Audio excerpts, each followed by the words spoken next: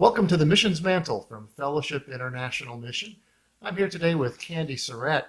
Candy, we met in 2012. You were here interested in becoming a missionary with FIM, but missions is not new to you. You grew up on the mission field, actually in the country that you're going back to. Isn't that right? Yes, I grew up as a missionary kid in Peru, and now after many years, the Lord is calling me to go back to Peru as a missionary to serve women there and bring them the hope of Jesus Christ and lead them to Him. Well, 2012 to 2017, there was a big gap there, but there was something that happened in your life that created that gap. Tell us about that. My daughter, when she was 17 in her senior year in high school in November, had a severe car accident, and she was a passenger in a car that was T-boned, and she broke her neck and broke her back and had a pretty bad head injury and many other things. But we're very blessed. She is walking. She was never paralyzed, and she is now a college student. She still has chronic pain, and she has memory issues. So if you'll pray for her, we'd appreciate that. But she's now in college, and she's doing, she's settled. So now I believe the Lord is saying, Candy, it's time to go to Peru. That's right. Sometimes we have plans, and the Lord shows us that our plans weren't exactly what He had in mind for us. That's true. But because of it, the Lord promises that all things work together for good.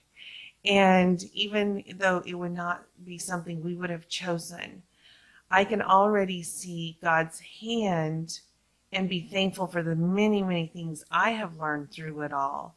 And because of it, it also led me to Healing Hearts. One of the main curriculums I will be using in Peru, the Bible studies are already in Spanish. It's a way of reaching women and having them deal with issues that are in their heart. Many times there's unforgiveness in our heart because of things that have happened to us in the past.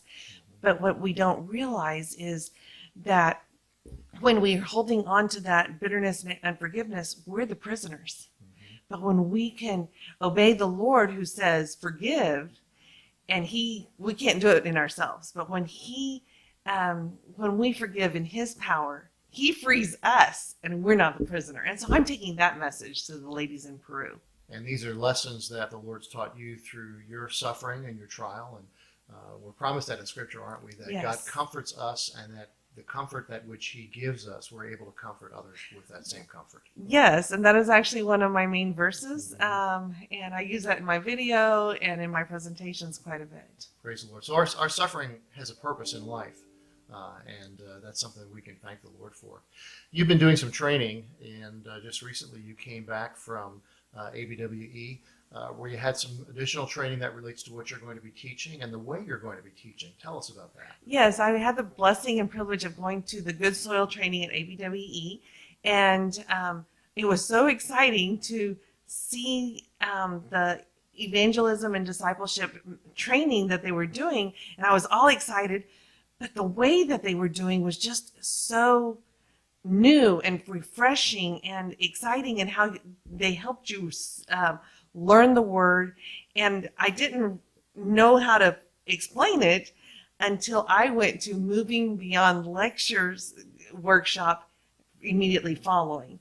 And what that did, it was so exciting to see how I can implement these, the same tools that they were using in Peru to do conferences to help the ladies actually retain, instead of just sitting back and bored and listening and me just standing in front and talking and even having a PowerPoint that might be long and drawn out, but actually interacting and having them do questions. They say that in the first, we may have a retention span of 90 minutes, but we only really retain in 20 minutes.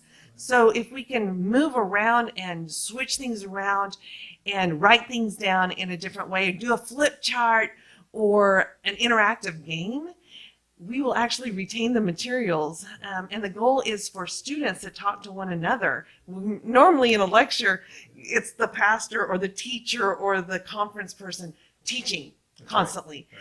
But in this method, the goal is to the teacher teaches a little bit, and then gets the students to interact, and that's the material that they'll actually retain the most. Right. And that's what I want to do in Peru, because the goal is for the students to really learn the materials. That's right. So I loved going beyond lecture, and I highly recommend it. We probably have a lot of preachers in the United States that need to attend that seminar, because I was thinking about so many churches that are built around Sunday school class, Sunday morning sermon, a Sunday evening sermon, and a Wednesday night Bible study or sermon. And in a given week, you've listened to 4 lectures. And Yes. it's really hard, first of all, to remember all of that, Yes. but then also to even put that into practice. How do you begin to sort that out? And so you'll be teaching with this kind of creative methodology that really stimulates people's hearts and minds as well. Yes, and I'm praying that I'll be able to teach them how to teach that when they're working, and teach the ladies, because my goal is to actually equip ladies. And what you mentioned about pastors and teachers, I want to bring that back. In the class, many people think ABWE is just for missionaries, and that's really what I had thought. But it is open. It's good soil training, and the Beyond lecture is open to everybody. We had pastors and missionaries of all different organizations, and lay people. They encourage actually for pastors to come. Sometimes pastors will say, "Oh, I've already got too much on my plate. How am I supposed to implement this?" And so they encourage, bring a couple lay people from your church who can help you implement it and help you teach it to the Sunday school teachers, so that the pastor and his wife aren't the only ones taking on that responsibility. Right. Because too many times the pastors really have so much already, but if a lay person will come with them and get excited together, they can bring that excitement to the church and see a change in the Sunday schools. And that's one of many resources that, as a missionary candidate, you're participating in and taking conferences and learning and growing and Yes. and these types of things. Well, Candy, it's been great to have you here. I Thank know you. that you're continuing in your support discovery. Yes. You've got another 16%, I think, to go, or Yes. something like that. Yes. So Very please pray that the rest will come in and I can go to Peru soon. ready to go to Peru Yes. and serve the Lord there. You're going to be going to a new community that's a kind of a city within a city. Yes. 100,000 people in your community. Yes. And half of them women that need to hear the gospel. Yes. So pray for Candy. Thank you for listening to the Missions Mantle from Fellowship International Mission. If you have questions about Peru, about Candy's ministry, or about perhaps the good soil training that she received from a sister missionary organization, ABWE, you can certainly contact us at www.fim.org. We'll be happy to share that with you. God bless you, and thank you for listening. Okay. And once you get rolling, it's just like, oh man, that